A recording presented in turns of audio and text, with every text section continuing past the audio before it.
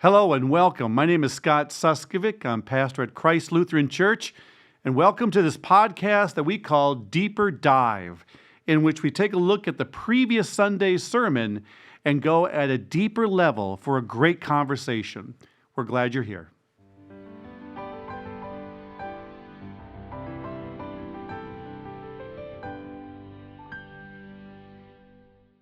Welcome to Deeper Dive. We three kings of Orient are. See, I told you that was going to be silly.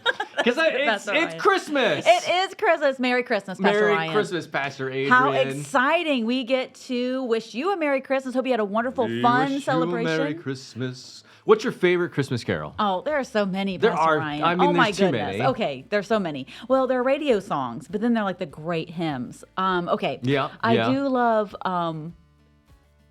I love all of them. Okay, it's so hard. Okay, Angels We Have Heard on High. Okay, Angels We Have Heard on High. Angels We Have Heard on High. Okay, what's yours, Pastor Ryan? I like the Carol of the Bells. Oh, that is beautiful. And What Child Is This? Always gets me too. But I think if I had to pick one, it would be the Carol of the Bells. Okay. Yeah, and specifically, I like the John Williams version that was in Home Alone. Oh, okay. It has like that tenor in the background of like the building suspense of the movie. I did hear a side note that Kevin, Macaulay Culkin, has not told his children that's him. I saw that. Did you see that? Okay, so yes, you and I must be on the same Instagram or whatever because I saw that, and it had the one. His son was like starting to make the connections, and he wouldn't tell him. He wouldn't go there. I guess he doesn't want him to know. I mean, they have their own reasons, I suppose. But I love that. Macaulay Culkin, is he the only child actor that didn't get weird? Ooh. That's Drew a podcast Barrymore. for another. Oh, okay, but yeah, you're right. she's She pretty was awesome. in E.T., wasn't she? Everyone has their times, you know. Yeah. But they got through. They did came get through. So there's two. It can be done. Yeah. So these classic Christmas movies, so many good ones. Okay, so you're probably listening to this podcast in between watching all of your Christmas movies and eating all of your Christmas cookies, which is great.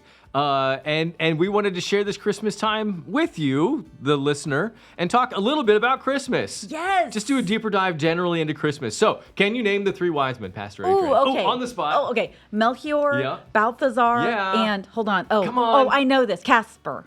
Oh, no, it's so close. Oh, wait, no, It's not Casper? Gaspar. Oh, okay, not Casper. Oh, yeah. Oh, that's really good. Okay, well, thanks. So those names aren't in the Bible. They're just from tradition. Yeah. And then they came to find Jesus, and they were star worshipers, probably Zoroastrians, right? From the Zoroastrian religion, which pretty much all died, but I understand there are still some practitioners in Iran. Okay, I've heard, a little bit. Anyway, they worshipped stars, or they used stars as Divine guides. Divine guidance. Thank you. Yeah. Yeah, and so that's what they were doing, was following Jesus and paying homage. Because hey, if you have a whole star, a literal star that pops up for you, you must be pretty cool. Yeah. And those guys went and found the cool guy. Yeah, that's right. I wonder, I guess they just spent hours and hours in their study rooms or their charts. I mean, you can imagine how complicated those charts would have to be. Yeah. Because the laws that we operate with now were not in existence as far as we know then. So it was these are like wild mathematicians and spiritual people, and were they just staring at the sky and just waiting? And were they looking for something else? Well, yeah. So they were probably looking at the stars and a kind of dual concept of reverence and worship, as well as divination. They're trying to determine what was going to happen. And because they did this literally religiously, when a new star appeared, they recognized, hey, that's a new star. Yeah. Now, why they decided that meant that there was a king or that they should follow it, I don't know. I'm at my We don't have end. much information on that. Yeah. And I mean, another question I have is, how do they know each other? Did they live in the same place? Because I think maybe they lived in different places, and then I wonder if they all anyway, we have lots of open questions about the wise men. Well, and we know they weren't kings, right? We three kings, they're not kings. Yeah. So that came because kings weren't popular in the 1600s when the King James Version was being written. Oh. And King James asked that the wise men, magi, which is their name, be turned to kings, so that it could be shown to the population that the kings were worshiping Jesus, and see kings would get a good little rub from that. I see. Oh, interesting. That's fascinating. And we have the season of Christmas, which is 12 days. And it is actually because of the wise men. Okay, go on. To acknowledge that time of travel that it took them 12 days. Now, I can't speak to why it's 12 days, but I know that that's why the season is 12 days, to acknowledge like the long journey of the wise I know men. why it was 12 days. Because there wasn't a Buc-ee's along the way to fill up. So they lost all the gas and they had to walk the rest of the way. That's what it is. Okay, Yeah. mystery solved. Thank you, Pastor Ryan. All right, so we got the wise men. Took them 12 days. And then we've got the shepherds in the country or in the field or however you want to translate that, That's keeping watch over their flocks by night. That's right, doing their thing, super dark except for the stars. Yeah. And they are told, the angels come, and I guess they would also say, yep, do not be afraid. Well, yeah, so the first angel came. Do you remember the first angel? Mm-hmm. It was just the one angel. What was his name? Oh. Or her name? Angels are not gendered. The one angel. No, that's not true. Ooh, we're going to get way off topic. Okay. Well, because Let's stick to an angel. seraphim are, which is weird. Okay. But I don't think angels have genders or sex, for that matter. Okay. I'm pretty sure. And they also I don't have think wings, so. Okay. which is another thing. And they're all different kinds of angels, as you were kind of referring to as Yeah. seraphim. So they kind of look differently So, too. but this would have been, I hate this, in the hierarchy of angels, this would have been the archangel.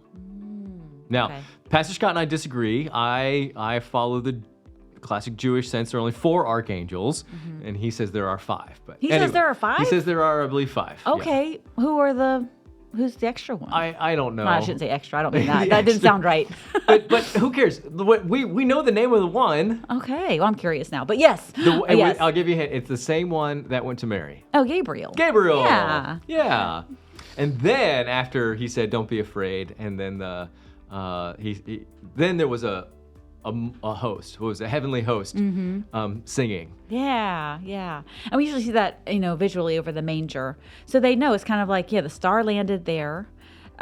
Or it was, I guess, the wise men, Magi, were following it, but it would have had to have been fixed at that point, I would think. That's how we see it the visually. star? Yeah, the star. But the Yeah. heavenly host, the sky opens up, the heavens open up, the angels are singing, and the shepherds find their way. I guess they'd be like, go toward that bright heavenly light that's So this would have there. been 2 different things, though, right?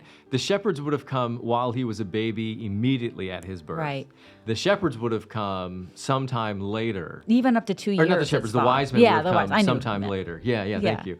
Right, up to 2 years. Yeah. Which is kind of mind-boggling, right? Because if I don't show up to something in 15 minutes, you should just leave, right? I'm a horribly late person. 2 years. 2 years. And it's really subtle how we can know that. I mean, in one way, that's kind of a little bit of tradition, I guess. But if you look at the gospel text for Matthew 2, 1 through 12, when they say that when the Magi arrived to their house, the manger wasn't their house. So they had to be at their Right. house. So all this journey, took place in between then. So, they thought Jesus was a little boy, like a toddler, maybe, even when the wise men came. So, yes, 2 separate times. Yeah, very real different times, Yeah. too. Not just like one in December and one in Right. the end of December or something, right? The 12 Yeah. days later. Yeah, Yeah. right. So why do we have these 2 different stories, and how do they get mashed together? Any thoughts on that? Wow. Well, I mean, I feel like we kind of know they don't happen at the same time. I mean, I think they did. I mean, maybe because it's in the season. Because we often, Christmas Day, everything happens. And so we Right. want to acknowledge everything and every part of the story because we kind of move on. We do, though. We- Our culture, American culture, Christmas is the end. Christmas Day, the 25th, is the end of the season. It started unofficially or officially at the Black Friday Yeah. after Thanksgiving. Yeah. And I think they got mashed together because of Christmas pageants. I Okay. think that's. Go. Where are you going? I'm loving it. I mean, youth, churches, we put on Christmas plays, pageants, the nativity story, and you can't wait. Come back in 2 weeks for the Magi's No. part. You got to get it all in there. And so you Yeah. grow up thinking, oh, well, this is part of the Christmas story, and it is, but you don't get that same sense of delay. No, you don't. Unless you had like an intermission. And then you had like some way of but I don't think most Like a pageants narrator do coming that. over 12 days later. Yeah. Or 2 years. Yes. Yeah, we or don't have 2 that. Or years. 2 Some time has passed. That's right. We haven't done that in the pageants I've been in. So maybe we have. You know the Instagram meme where it says 2 hours later. It's got like the French guy. You know what I'm talking about? I haven't seen that. Oh, you but do. I love French accent. 2 hours later. Wait, it's whenever they're doing like a little time jump. Maybe that we should have that every Christmas pageant. I love it. So I don't know. That's a theory. It's just a theory. Okay, well, I think that's a good theory. The nativity scenes, the tableaus, the Christmas pageants, all of these things have everybody coming together at the same time. Yep. And then we just kind of mishmash it together, and we don't realize that this was the remix. This isn't the actual way it was written. The first time I became really intentional about it was when I was serving in my first congregation, and I put the wise men on the windowsills, like in the back, and each week I like moved them up a little closer. And that was kind of fun to do. So they weren't at the nativity scene on Christmas Eve or Christmas Day. They were there, but they were like really far away. Oh man, I remember when I was a rookie pastor, I was so black and white. Everything there was a right and there was a wrong. Oh man, that sounds like something I would have done. I'm still pretty black and white, but when I was a rookie pastor, I might have actually like taken the wise men here, put them in my desk or something like that. You can't even have them. They're not even in the building. The frivolity of ignorance. Yeah. Okay, so we've got all these carols, we've got the worship, we've got the wise men, we've got the angels. What are we missing? Well, Mary, Joseph, and baby Jesus. Yeah. I feel like Joseph gets short shrift. He never gets his play. Yeah, that's fair. I'm glad we had a sermon about Joseph. Yeah. To really appreciate, his role in it. So, Joseph was there. Mary, let's see. They were hanging. I don't know how long they were in the manger. I wonder how long they stayed there. But so that was where my mind went too. Really? It was, because they needed to be there for the taxes, right? They were being taxed. And so imagine you have to live out the back of your van or something as you're being taxed, right? Oh my goodness. Yeah, you're not even in like a motel. You're living under the bridge down by the river, right? Yeah. Okay, so how long did they have to stay there before the taxman came to get them that they could pay them? Wow. I have no clue. I mean, it's not stated anywhere. And then, of course, we know that at some point they had to escape because of the slaughter of the innocents, right? So maybe we should talk a brief second about that. Yeah. Right. So talk about Herod. Yeah. And I guess not as gruesome, but as needful. We got to talk about this. Yeah, we have to talk about it. And it's actually part of the Christmas celebration. It's like day 3 or day 4, something like that, that we acknowledge the slaughter of the innocents. That, Herod calls the Magi. Well, the Magi go to Herod to ask where the child had been born. So this gets his antennas up. And he tells them to report back to him. And they don't. And when they don't, he realizes that he's been tricked, that they've gone on their way. And so he, in his rage, he just tries to calculate how old this child would be and has all the boys of Bethlehem killed who would fit that age category. Golly. That is messed up. So do you think Mary and Joseph feel culpable in that somehow? Oh, wow. Right, because they went to Bethlehem and it was their son who was looking to be murdered. And because of their presence... Now, I mean, that's obviously unfair to Mary and Joseph because Herod was the one who decided to do that. Yeah. I just, I like to think about the human side of these things, right? Mind-blowing. Yes. Where are you going, Mary and Joseph? Oh, we're leaving to go to Egypt. Well, why? Well, we had some dudes who showed up and they said that we should probably go. All right, you're weird. Yeah. And then the next week... Oh, wow. Yeah. That's really interesting, almost like a survivor's guilt or something. Yeah, or even, yeah. I mean, in one way, like a sense of, thanking God, like, wow, we really got saved. But then there's that other layer of, did they feel any guilt? Like they could have said, should we have warned someone? Should we have done something? We just left. I don't know. What a great question. Well, and then the other side of that is now you're thinking, I don't know, if you had any doubt about what you were dealing with, right? If you were Mary or Joseph, like, oh yeah, I had this dream or whatever, right? But now you're like, oh no, this is real. Yeah. I'm not just hanging out with Jesus or God, I guess, and doing some cool stuff. The world is trying to attack and kill and destroy. Like that's mind-shattering reality stuff. Like who finds themselves could you imagine if all of a sudden there was like a Secret Service that came and is trying to kill every blonde-haired woman in Charlotte? Oh my goodness, that's terrifying. Right. Wah.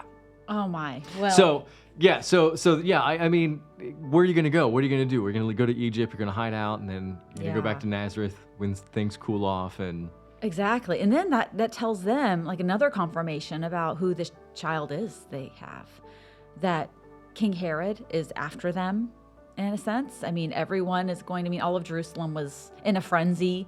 You know, how dangerous that would have been. And then like already they're seeing the political implications of having the Christ child. Yeah. Entire kingdoms are pivoting upon this baby. Yeah. All right, Mary. All right.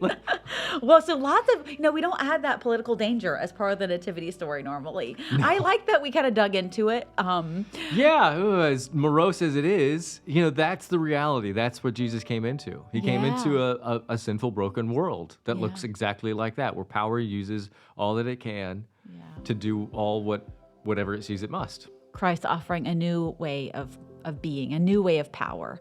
Yeah, and what's interesting is, and I think this is a good place to wrap up, that slaughter of the innocents echoes the Egyptian, I always call it the creeping death, the death of the firstborn son. Oh yeah, the plague. Mm-hmm. Yeah, the plague, the 10th plague. Yeah. The where Rama cries, whatever. And it has another foreshadowing, which is that Herod tried to kill Jesus, right? Which is the greatest power that the world has, death. Mm-hmm. It can wield death. Yeah. And Jesus came into the world and said, well, yeah, I'll let you kill me. I'll let you wield your greatest power. It has no power. Yeah. And so in the first part, we see that it has no power because there are agents who will serve God, the wise men, and Mary and Joseph. And then it has no power because God is the ultimate power. Yeah. So it perfectly sets everything up, even if it is distasteful to talk about. Yeah, but it shows the power and the different power of Christ and God. I mean, God is powerful in every sense, but I think that's a great way also that we always keep the cross in our understanding of Christmas. Amen. So thanks for bringing that in. And that is a wonderful thing. I'm glad you went there, right? Because it's odd, but somehow kind of the cross can get out of Christmas. Yeah, it can. But it's always there, always in the background. Amen. It's coming. Amen. Well, hope you continue your wonderful celebrations, and we'll look forward to seeing you January 4th. Then we start a new sermon series. Yes, we do. We'll see you January 4th. Have a Merry Christmas. And a Happy New Year.